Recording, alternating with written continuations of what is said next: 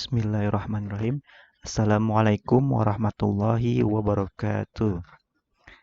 Innal hamdalillah, sesungguhnya segala puji bagi Allah Subhanahu wa taala, nahmaduhu yang hanya kepadanya kami memuji, wa nasta'inu dan memohon pertolongan, wa nastaghfiruhu dan memohon ampunan, wa na'udzubillahi min syururi anfusina dan kami berlindung kepada Allah dari perbuatan yang keji, wa min syayyiati a'malina dan dari kejahatan amalan kami, may yahdihillahu fala mudhiyalah, barang siapa yang diberi petunjuk oleh Allah, maka tidak ada yang dapat menyesatkannya. Wa may yudlilhu fala hadiyalah dan barang siapa yang tersesat di jalan Allah maka tidak ada yang memberinya petunjuk.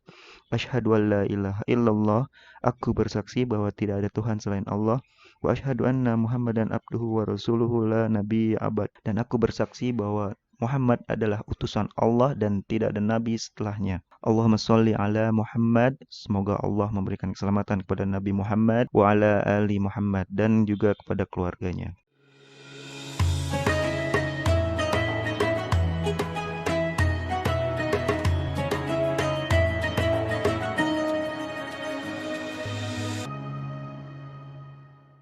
Teman-teman sekalian, sekarang kita memasuki pertemuan yang kedua ya. Dari pertemuan sebelumnya, kita telah membahas hukum nun mati dan tanwin yaitu izhar. Jadi kemarin izhar itu terbagi dua, izhar mutlak dan izhar halqiyah. Kemarin kita sudah bahas. Yang belum menyaksikan penjelasan dari saya bisa lihat video saya yang sebelumnya. Kemudian sekarang kita masuk ke bab yang kedua yaitu idgham. Idgham menurut bahasa berarti memasukkan sesuatu ke dalam sesuatu dan menurut istilah tajwid, idgham adalah memasukkan huruf yang sukun ke dalam huruf yang berharokat sehingga menjadi satu huruf yang bertasdid ya. Dalam bab nun mati dan tanwin berarti bunyi nun mati dan tanwinnya dilebur dimasukkan ke dalam huruf-huruf idgham. Ya, adapun huruf-huruf idgham itu adalah ya, ma, wa, na, la, dan ro. Dan idgham dibagi menjadi dua, yaitu yang pertama idgham bigunnah, yang kedua adalah idgham bila gunnah. Idgham bigunnah berarti mentasdidkan atau memasukkan nun mati atau tanwin ke dalam huruf-huruf idgham bigunnah dengan didengungkan. Ya. Jadi huruf-huruf idgham bigunnah itu adalah ya, nun, ma, dan wa ya. Nah, ini contohnya seperti ini. Contoh di sini kan kalau dibaca normal itu lan yakula. Tapi karena di sini nun mati bertemu ya, bertemu huruf salah satu huruf idgham bigunnah, jadi dibacanya seperti ini. Ada tasdidnya ya. Ini kalau Quran yang beberapa Quran ini mentasdidkan ya, tapi ada juga beberapa Quran yang nggak ada tasdidnya. Jadi kita harus tahu ilmunya. Kalau nggak tahu ilmunya nanti kita bacanya lan yakula. Ya, kalau ada tasdidnya otomatis kita langsung baca layyakula ya. Tapi kalau yang nggak ada tasdidnya kan kayak seperti ini nih. Ya, ini kita ya, kalau kita nggak belajar ilmu tajwid bacanya lan yakula ya. Ini salah ya. Yang benar adalah layyakula ya, agak didengungkan lah, agak ditekan pas di tasdid ya-nya ini. Layyakula karena di sini idgham bigunnah ya, harus digunnah. Kemudian contoh yang lain, contoh tanwin bertemu huruf idgham seperti ini misalkan. Ini kan normalnya seperti ini ya, normal tulisan Arabnya. Kitaban yalqahu. Nah, itu kalau kita nggak tahu ilmunya itu bacanya pasti seperti itu ya. Nah, itu salah. Seharusnya dibacanya kitabayyalqahu ya, karena sini tanwin bertemu huruf ya, salah satu huruf idgham bigunnah ya. Ya mudah-mudahan teman-teman bisa paham penjelasan dari saya. Jadi agak digunnah ya, agak didengungkan lah. Bacanya seperti ini. Layyakula. Yang ini kita bayyalqahu seperti itu ya. Nah, sedangkan idgham bila gunnah berarti mentasdidkan atau memasukkan nun mati dan tanwin ke dalam huruf-huruf idgham bila gunnah dengan tidak mendengungkan ya, bila gunnah ya, tidak digunnah. Nah, sedangkan huruf-huruf idgham bila gunnah itu hanya dua ya, la dan ro ya. Contohnya seperti ini. Ini kalau normalnya kita bacanya gini nih, in lam taf'al. Ini salah kalau dibaca seperti itu. Seharusnya dibacanya ada tasdidnya. Jadi ilam taf'al tanpa didengungkan ya, tanpa digunah.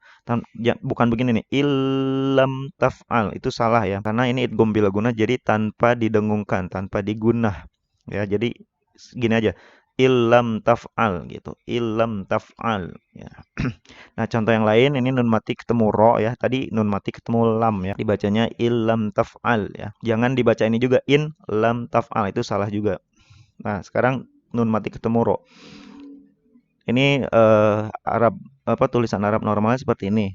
Min rabbika. Nah, kalau kita nggak tahu ilmu tajwidnya, bacanya seperti itu pasti ya. Min rabbika itu salah. Karena yang benar dibacanya mir rabbika. Mir rabbika tanpa didengung juga ya, tanpa digunah juga. Mir rabbika seperti itu ya. Nah, itu dia idgham bigunah dan idgham bila gunah ya. Mudah-mudahan kalian paham yang saya jelasin dan semoga bermanfaat juga. Kemudian kita masuk satu lagi ya, kita masuk ke hukum iklab ya. Nah, di sini iklab karena iklab itu hurufnya cuma satu ya, cuman ba. Iklab itu berarti menukar atau mengganti nun mati dan tanwin menjadi suara mim dengan merapatkan bibir dan didengungkan ya, mendengung ya. Huruf iklab itu cuma satu, itu ba ya. Nah, contohnya seperti ini. Nah, ini tulisan Arab normalnya seperti ini ya. Anburika. Nah, itu nun mati ketemu ba itu tidak bisa dibaca anburika ya. Kalau di Quran ya. Nah, ini harus dibaca amburika. Ya, agak didengung ya. Jadi nun mati ketemu ba itu dibacanya mim berubah ya. Jadi ini kalau ini dibacanya amburika. Agak didengung. Amburika. Nah, ini kalau di beberapa Al-Quran biasanya di sini ada mim kecilnya di sini. Jadi diberi petunjuk ya. Jadi kalau misalnya ada mim kecil berarti dibacanya amburika gitu. Nah, ada beberapa Al-Quran juga tidak ada ya, tidak ada mim kecilnya. Jadi kita harus tahu ilmu tajwidnya juga. Kalau nun mati ketemu ba itu otomatis bacanya amburika seperti itu.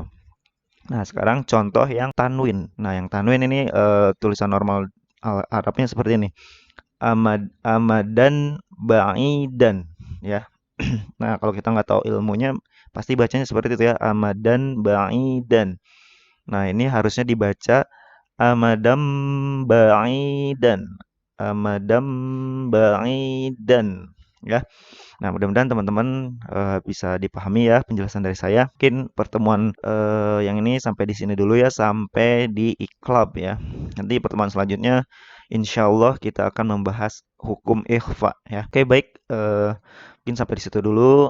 Terima kasih sudah menyaksikan video saya. Semoga bermanfaat bagi kita semua. Dan mohon maaf apabila saya ada kesalahan. Sekali lagi, kalau memang salah itu memang benar-benar kebodohan saya dan jika benar itu datang dari Allah Subhanahu wa taala. Wabillahi taufik walhidayah. Wassalamualaikum warahmatullahi wabarakatuh.